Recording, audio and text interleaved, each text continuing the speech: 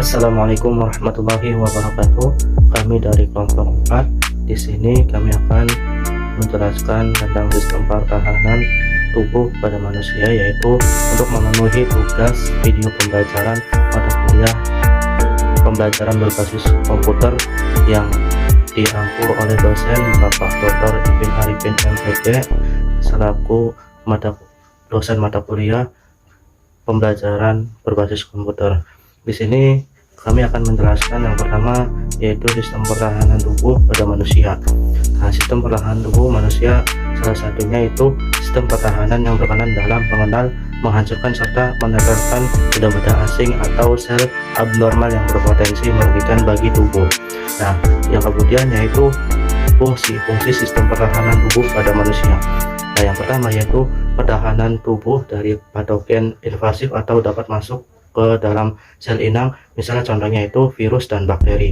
Nah, yang kedua yaitu melindungi tubuh terhadap suatu agen dari lingkungan eksternal yang berasal dari tumbuhan dan hewan atau makanan tertentu, serbuk sehari dan rambut binatang, serta zat kimia, obat-obatan dan polutan. Nah, yang ketiga yaitu menyingkirkan sel-sel yang sudah rusak akibat suatu penyakit atau cedera sehingga memudahkan penyembuhan luka dan perbaikan pada jaringan. Nah, yang keempat yaitu mengenali dan menghancurkan sel abnormal atau mutan seperti penyakit kanker. Nah, yang selanjutnya itu tentang antigen dan antibodi. Nah, antigen merupakan salah satu di mana molekul yang biasanya dimiliki oleh virus, bakteri, fungi, protozoa dan juga cacing parasit. Nah, yang kemudian antibodi salah satunya itu susunan dari protein-protein yang bersifat globular yang biasanya dikodekan dengan gen-gen yang paling spesifiknya. Itu dari saya. Selanjutnya akan dijelaskan dengan teman-teman saya. Terima kasih. Oke, setelah memahami mengenai fungsi sistem pertahanan tubuh, sekarang mari kita bahas tentang antigen dan antibodi. Antigen sendiri merupakan molekul yang biasanya dimiliki oleh virus, bakteri, fungi, protozoa, dan juga cacing parasit. Sedangkan antibodi merupakan susunan dari protein-protein yang bersifat globular yang biasanya dikodekan dengan gen-gen yang spesifik. Nah, antibodi ini memiliki beberapa tipe, teman-teman.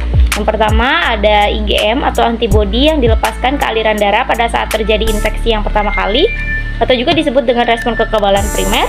Yang kedua ada IgG atau antibodi yang terdapat di dalam darah dan diproduksi saat terjadi infeksi yang kedua, atau yang disebut respon kekebalan sekunder.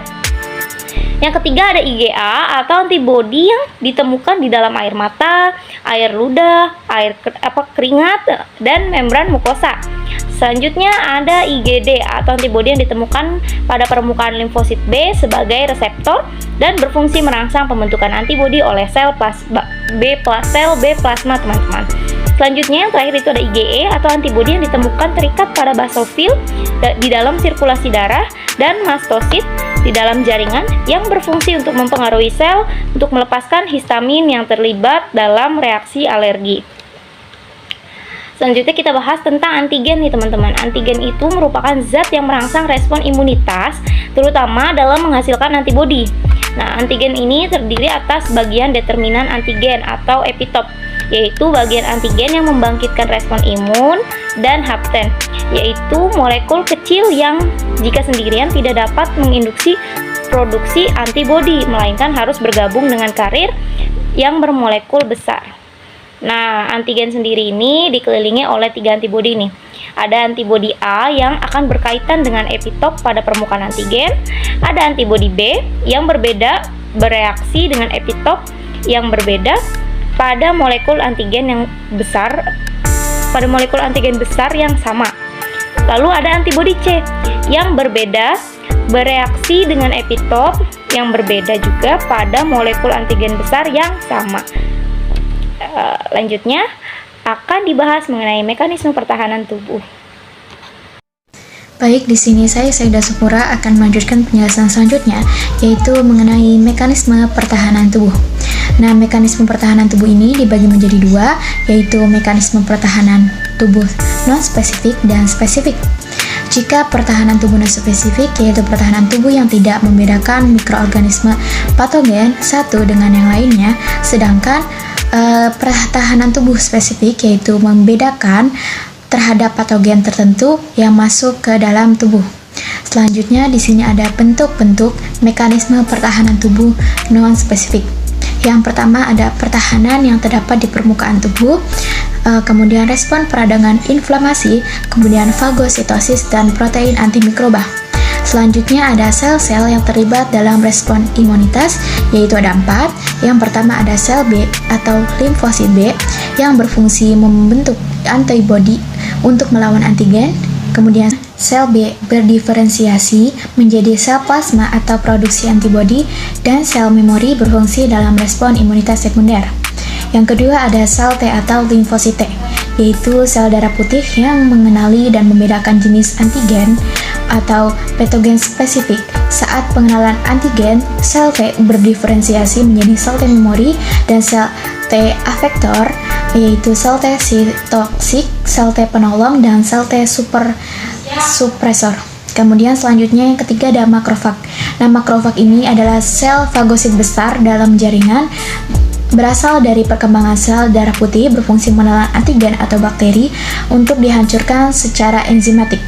Yang terakhir ada sel pembunuh alami atau NK natural atau natural killer, yaitu adalah sekumpulan limfosit non T dan non B yang bersifat sitotoksik. Respon kekebalan tubuh ada 2, ada kekebalan humoral dan kekebalan seluler.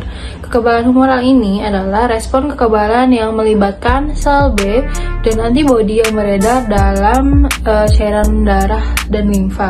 Sementara kekebalan seluler ini merupakan sistem kekebalan yang melibatkan sel T yang bertugas menyerang sel-sel asing atau jaringan tubuh yang terinfeksi secara langsung. Kemudian ada kelainan dari sistem imunitas. Yang pertama ada hipersensitivitas atau alergi. Nah, ini merupakan peningkatan sensitivitas atau reaktivitas terhadap antigen yang pernah dijalankan sebelumnya. Kemudian yang kedua ada penyakit autoimun. Ini merupakan kegagalan sistem imunitas untuk membedakan sel tubuh dengan sel inang, sehingga sistem imunitas menyerang tubuh sendiri. Kemudian yang ketiga ada imunodefisiensi, merupakan kondisi menurunnya keaktifitasan sistem imun atau ketidakmampuan sistem imunitas untuk merespon antigen. Imunisasi ini merupakan suatu tindakan dengan sengaja memasukkan vaksin berupa mikroba hidup yang sudah dilemahkan, suatu usaha untuk memberikan kekebalan bayi dan anak terhadap penyakit. Oke, selanjutnya yaitu jenis imunitas atau kekebalan tubuh. Ini terbagi menjadi 2. Yang pertama imunisasi pasif dan yang kedua imunisasi aktif. Pada imunisasi pasif ini, imunisasi yang terjadi pada saat tubuh memperoleh imunitas dengan cara penyuntikan serum yang mengandung antibodi terhadap suatu penyakit ke dalam tubuh. Contohnya ini pada pemberian serum anti bisa ular pada orang yang terkena gigitan ular berbisa. Dan yang kedua yaitu imunisasi aktif. Imunisasi aktif ini pada kondisi saat tubuh dapat membentuk imunitas sendiri terhadap bibit penyakit dengan cara memasukkan vaksin ke dalam tubuh seseorang dengan tujuan untuk merangsang tubuh memproduksi antibodi sendiri. Contohnya ini pada imunisasi polio atau imunisasi campak. Imunisasi aktif dan pasif ini terbagi menjadi 2. Ada alami dan juga ada buatan. Pada imunisasi aktif alami ini, jika seseorang terkena penyakit, kemudian sistem imunitasnya memproduksi antibodi atau limfosit khusus. Sedangkan pada imunisasi buatan ini merupakan hasil vaksinasi. Jadi vaksin ini adalah patogen yang dilemahkan atau toksin yang telah diubah dan dapat merangsang imunitas, namun tidak menyebabkan penyakit. Sedangkan pada imunisasi pasif alami ini terjadi melalui pemberian ASI. Dan imunisasi pasif buatan ini terjadi melalui injeksi antibodi dalam serum yang dihasilkan oleh orang atau hewan yang kebal karena pernah terpapar oleh antigen tertentu. Oke, yang terakhir yaitu faktor yang mempengaruhi sistem pertahanan tubuh. Yang pertama ada faktor genetik atau keturunan, dan yang kedua ada faktor fisiologis, yang ketiga ada faktor stres, yang keempat ada faktor usia, dan yang kelima ada faktor hormon, yang keenam olahraga, yang terakhir yaitu faktor tidur.